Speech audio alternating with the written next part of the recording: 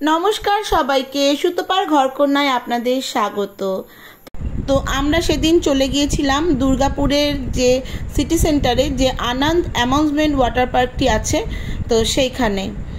তো পার্কটি খুব ছোট, কিন্তু তবুও আমরা কিন্তু সারাদিন খুব আনন্দ করেছি, হই হুল্লোড় করেছি, খুবই মজা করেছি।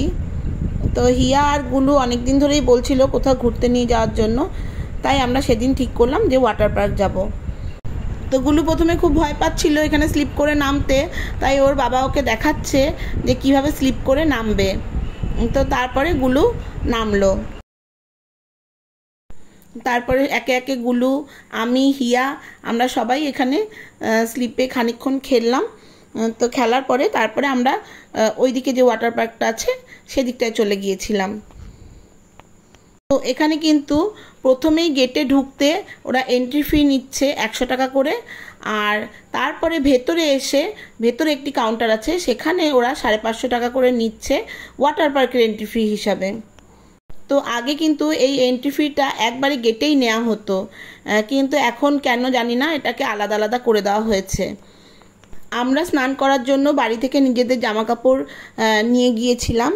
তো আপনারা যদি না নিয়ে যান এবং ওখানে যদি ভাড়া নিতে চান তাহলে নিতেই পারেন। গেঞ্জি এবং প্যান্ট দুটোই 100 টাকা করে। তো কেউ যদি দুটোই নেন তাহলে 200 টাকা, আর তার সঙ্গে 100 টাকা ওরা ডিপোজিট মানি নেবে।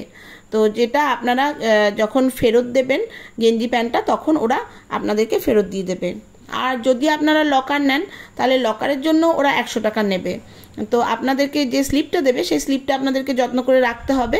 তো সেই স্লিপটা আপনারা দেখাবেন এবং তালাটা যখন ফেরত দেবেন তখন ওরা ওই লকার রুমের জন্য যে 100 টাকা ডিপোজিট নিয়েছিল সেটাও ফেরত দিয়ে দেবে। আর এখানে কিন্তু যেই কাউন্টার থেকে হাতে ব্যান্ডগুলো বেঁধে দিচ্ছে, মানে টিকিটগুলো বেঁধে দিচ্ছে, সেখানে কিন্তু আপনারা মোবাইলের জন্য জিপলক কভারও পেয়ে যাবেন। তো সেটা অবশ্যই আপনাদেরকে 100 টাকা দিয়ে কিনে নিতে হবে। তো এখানে লকার রুম আর চেঞ্জিং রুম দুটো কিন্তু আলাদা আলাদা জায়গায়। লকার রুমটা, রুম বলাটা ভুল হবে, ওটা একটা শেড করে তার তলায় লকারগুলো রেখেছে। আর চেঞ্জিং রুমটা যেটা বাথরুমটা, জেন্টস টয়লেটটা কেমন অবস্থা সেটা আমি জানি না, কিন্তু লেডিস টয়লেটটা খুব একটু পরিষ্কার নয়। মানে পরিষ্কার থাকলেও জল টলগুলো জমে রয়েছে, মানে সেরকম কল টলগুলো ভাঙা, দরজা লাগে না, ছিটকিনি নেই, এরকম অবস্থা।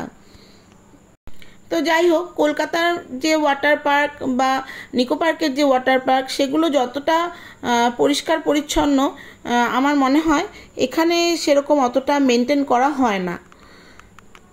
তো আমাদের যেহেতু কলকাতারটা অনেকটা দূরত্ব হয়ে যাচ্ছিল, তাই আমরা এটাতেই গিয়েছিলাম।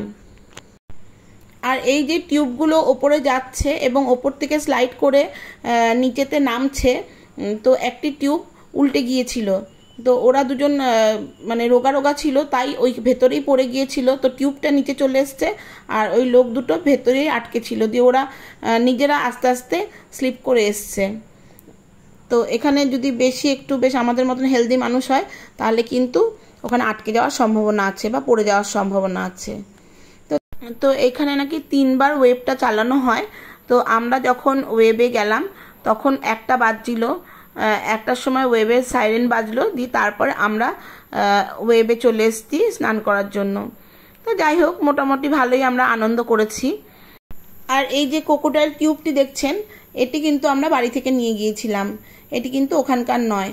তো আমরা যখন এই ওয়েব পুলে এসেছিলাম তখন গুলুর এটা খুব কাজে দিয়েছিল। তো যাই হোক, চলুন তাহলে ভিডিওটি আজকে এই পর্যন্তই রইল। ভালো লাগলে একটি লাইক, শেয়ার, কমেন্ট করে অবশ্যই আমার পাশে থাকবেন।